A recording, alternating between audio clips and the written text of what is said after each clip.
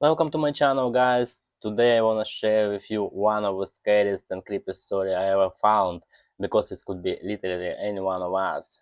So grab your coffee or tea and enjoy. Where do I even begin? I guess almost everyone has that one acquaintance who love to hint that they have serious connection. They always say this word with a heavy, mysterious pulse, and if you ask for details, they just smile, knowingly, and refuse to elaborate. It is like when kids, why what their dad is a secret agent, or their older brother is a world-class fighter. Anyway, back then, I lived in a small, depressing town with a population of maybe 10,000 people. I worked at a local government office as a low-level IT support guy, basically fixing broken hardware. Every computer was an ancient version of Windows. All the software was pirated, and we relied on slow dial-up internet and a basic local network. The office has no budget, so we repaired computers until they completely gave up. When a machine was beyond saving, we tore it apart and spare parts to build crude, ranking monster for our desk. I knew most of our IT guys in the town. We friendly, traded, borrowed, or gave away spare components. One day, another support guy for a small local firm called me. "Hey man, do you need any hard drives?" "Are you kidding?" "Of course. Bring whatever you got." "Cool. Can I get that roll of an internet cable you had lying around?" "Deal. Take it." Half an hour later, he walked in carrying a cardboard printer cartridge box. Inside were 10 old hard drives, 40 and 80 gigabytes, covered in dust and scratches. "Where did you get all this?" I asked. "We brought in a bunch of scrap computers. I'm tearing them down." "Got any extra RAM?" "Nah, keep it that for myself." He left, and I immediately pulled out a desktop browser, but desperately needed a hard drive. But before installing it permanently, I looked it up on my main work computer to check if it's work and see if there is anything interesting on it.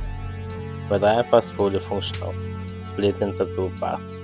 The first part has standard stuff, a Windows installation, desktop shortcuts for simple games, and boring documents like invoice. And the second part, where there was a single folded title, Community. Inside were about 150 video files, named alphabetically: AA.AV, ABA.AV, BGV.IV, and so on. I launched the first one. A man was sitting at a table, talking directly to the camera. I couldn't hear what he was saying because my work setup didn't have speakers, but I recognized the guy instantly. He worked as a street sweeper in our area. I saw him almost every morning, sweeping outside the grocery store. His name was something like Andrei Borisovich Abayev. That's when I realized the file names were installed. What struck me immediately was the look on his face. Usually he looked miserable and grumpy, but in this video, his face was glowing with pure bliss. Curiosity got the better of me. At the end of workday, I disconnected the hard drive and took it home. I lived alone. I warmed up dinner, ate, and booted up my home computer. I looked up the drive, opened one the first video file, and turned it up a little. I, Andrei Borisovich Abayev, born in 1965, volunteer under no correction of sound mind and not under the influence of drugs, enters my life and my soul to the community. The joy in his eyes was deeply unsettling. It looked like the happiest moment of his life. Was he in some kind of cult? When he pulled a plate into a frame, what was on it made my stomach turn. He did something so revolting that I couldn't believe what I was watching. Yet, throughout the entire ordeal, that same radiant smile never left his face. The clip ended. What on earth was that? I was completely bewildered. I didn't know what to do, laugh at the absurdity, or be terrified what people like this were walking among us. I opened the second file, ABA.AV. That's when the real nightmare started. The man in the video was someone I knew very well. He was my former boss from a previous job. I respected him deeply. He was a solid, honest man who never bullied his staff. I had been at his house just a few months earlier to fix his computer, where I met his wife and a young child. In the video, a family member was sleeping in the background on a bed. My former boss resided the exact same wall. I burned in such and such year, voluntarily entrusted my wife and my soul to the community. When he stood up, walking over to the bed, where a sleeping family member lay, and did something so horrific that I instantly looked away from the screen. I couldn't bring myself to watch the rest. She never even woke up. My chest tightened. I closed the media, where stood up, and collapsed onto my bed. My heart was pounding so fast, I thought I was having a heart attack. Panic rushed over me. I almost called an ambulance, but fear stopped me. How could I explain what caused it? Eventually, I managed to slow my breathing, took some calming medicine, and slowly sat back down at the desk. And I remember a terrible sense of dread. I kept watching. I was terrified that someone else I knew might appear in those files, and I felt like I needed to know who to stay away from. I didn't eat or sleep that night. I drank glass after glass of water, smoking non-stop, and watched clip after clip. I, name, born, in year, volunteer, under no correction, enters my life and my soul to the community. What followed each statement was always disturbing little acts of narration, things no sane person should ever willingly do. One young man committed a shocking act of destruction right in his own living room. Another woman spent 2 minutes holding up her closed cup, whispering in a trance, "This is mine too." Another man I know, working at a local electronics store, was deliberately putting himself through something unbearably painful. Yet he never stopped smiling. When came a video that made me feel sick. The head of our local police department decided the wall, and what followed next is something I still refuse to describe in detail. The recording dragging on for several unbearable minutes, and by the time it ended, I was already running to the bathroom. I kept recognizing face after face. It was a small town. Everyone knew everyone.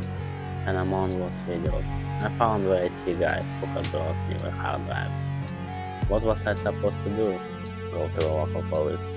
The chief was on tape. The regional authors thought of someone very fast of it too. Posted online.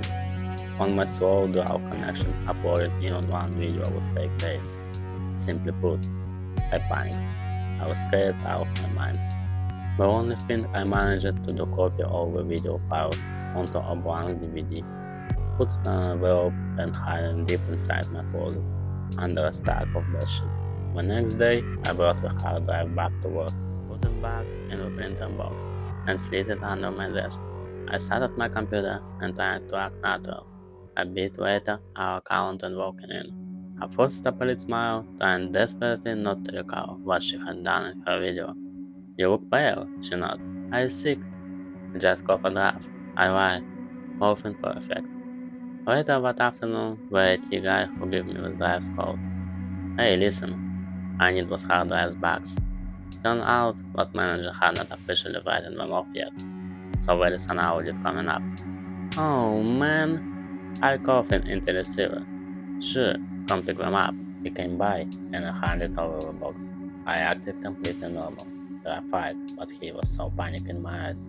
He would realize I knew, and if they knew, I might simply disappear. Or worse, I might even end up on photo on the same camera, smiling as I repeated those same words. I lasted 2 weeks in a state of constant paranoia.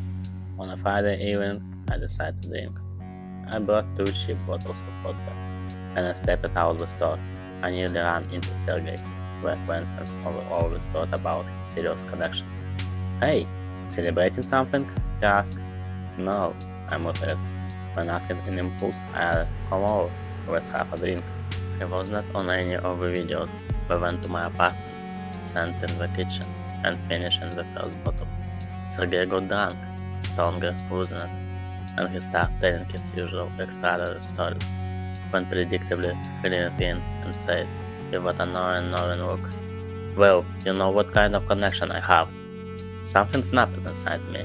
I reached into my clothes, grabbed the envelope with the DVD, and slammed it onto the table. "If you're not lying about your connection, do something about this." He looked confused. I put the disc into my computer and played out of clips. He saw where it happened in seconds. He stared at the screen, his face turning pale. When he stood up, grabbed the disc, and shoved it into his jacket. "Okay," he said quietly, "I'm going to reach out to some people.